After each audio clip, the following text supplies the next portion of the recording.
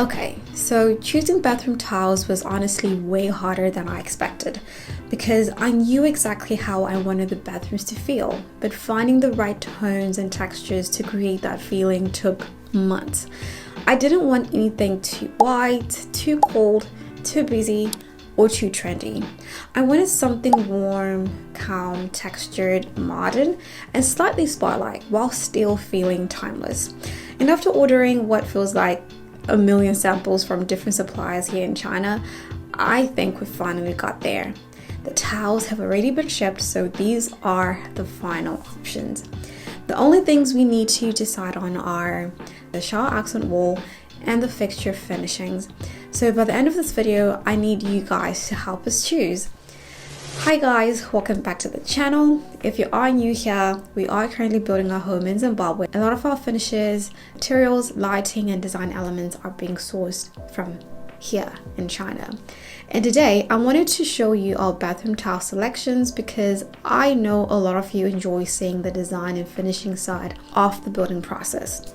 So in this video, I'm going to talk about the design direction we chose, why texture matters so much in neutral spaces, how we mix different tile finishes, why choosing undertones was actually very difficult, and then at the end, I need your help deciding between our final shower accent wall options and fixture colors. So the overall direction for the house, as I've mentioned before, is very warm modern. Lots of soft neutral white and dark oak tones, natural textures, warm lighting, and materials that feel calm and timeless rather than overly trendy. And I really wanted the bathrooms to continue that same feeling instead of feeling disconnected from the rest of the house. One thing I noticed while looking at inspiration online is that bathrooms can easily go in two extremes. Sometimes they feel too flat or cold when everything is just plain white. And then sometimes there's just so much pattern and contrast and movement, so much happening that it just starts feeling overwhelming.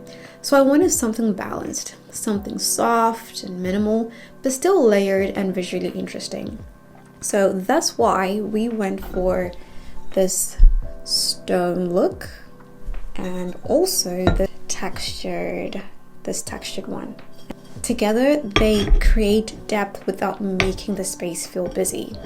One thing I've learned during this whole process is that texture matters so much when you're designing neutral spaces, because when people hear neutral bathroom, they sometimes imagine something boring or flat. But honestly, the magic is in the layering. Even though these tiles are all within similar warm neutral tones, every single one brings something different. One has movement, one is smooth, and one has a soft wave texture, and one also adds warmth through the wood grain. And when light hits these different textures, the bathroom instantly feels richer and more high-end, especially this textured one. I really love this. And then the wood-like tile helps carry the warmth from the rest of the house into the bathroom. Since we're already using white oak tones throughout the home, I didn't want the bathrooms to suddenly feel cold or disconnected. I feel like the wood tones soften everything. One other thing I've realized while designing this bathroom is that what actually makes a bathroom feel luxurious is usually not one expensive item. It's the colors you choose and how you choose to layer all the finishings. It's how the textures, the lighting, the tones, finishings, and proportions all work together. And I think that's why we spend so much time mixing different textures instead of just choosing one tile and using it everywhere. Because when everything is the exact same finish, especially in neutral spaces, the room can sometimes fall flat visually. And another thing that makes bathrooms feel elevated is contrast, but not necessarily like strong contrast. Sometimes contrast can simply be matte versus textured, or smooth versus organic, warm tones against cooler tones, and even soft lighting against textured walls. And I think that's what gives space depth. I also paid attention to making sure nothing feels too trendy because bathroom renovations are expensive and I wanted something that would still feel beautiful years from now. So instead of choosing loud patterns or trendy colors, we focus more on timeless materials and textures. Another thing that really changes how a bathroom feels is lighting. And honestly, I feel like lighting is one of the most underrated parts of bathroom design because the exact same tile can look completely different depending on natural lighting, warm lighting, cool lighting, shadows, and reflections.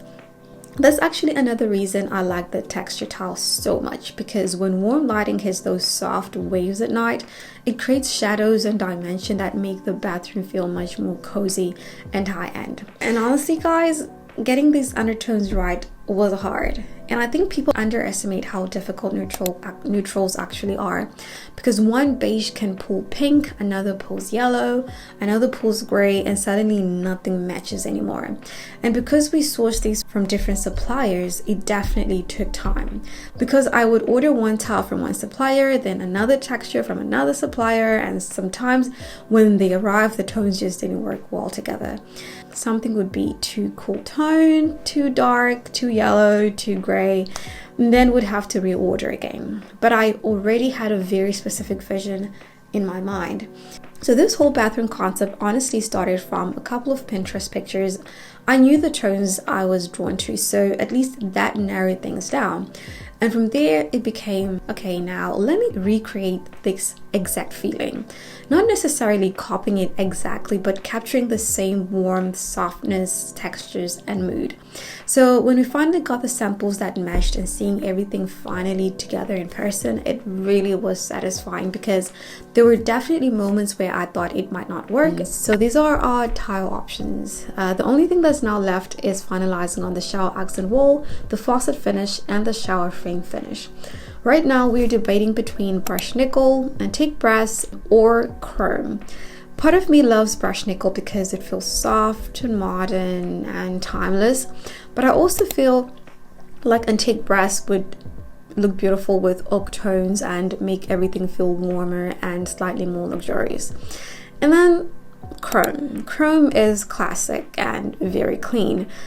So we're even considering mixing finishing slightly, maybe brushed nickel faucets with a chrome shower framing.